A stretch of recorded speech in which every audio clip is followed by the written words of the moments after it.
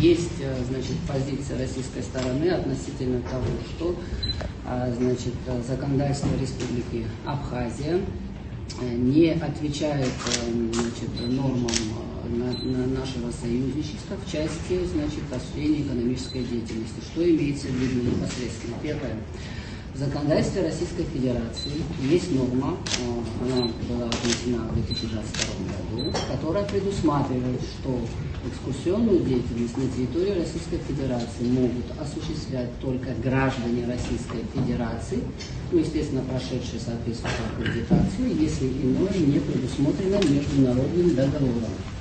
В законодательстве Республики Абхазия в 2022 году также в инициативе, я так понимаю, и профессионального сообщества и депутатского корпуса были внесены изменения, которые предусматривают, что экскурсионной деятельностью непосредственно на территории Республики Абхазия могут осуществлять только граждане Республики Абхазия. В принципе, исходя из того, как описано и в одном законодательстве, и в другом, можно сказать, что норма зеркальная, за исключением одного важного обстоятельства.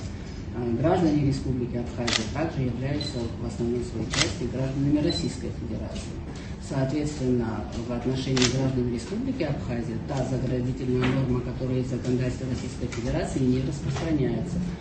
Правильно Дмитрий здесь озвучил, что при этом есть одно условие, что граждане Республики Абхазия, имеющие гражданство Российской Федерации, могут быть допущены для проведения аттестации, но осуществлять свою деятельность могут только непосредственно по месту регистрации.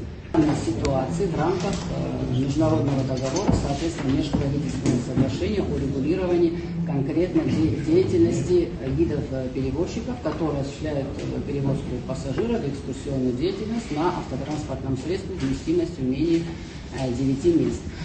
Значит, в данном случае что дает данное межправсоглашение? Данное межправсоглашение может, в частности, определить, значит, требования и условия, которые могут быть использованы применительно к гражданам Российской Федерации, которые хотят осуществлять такую деятельность на территории Республики Абхазия.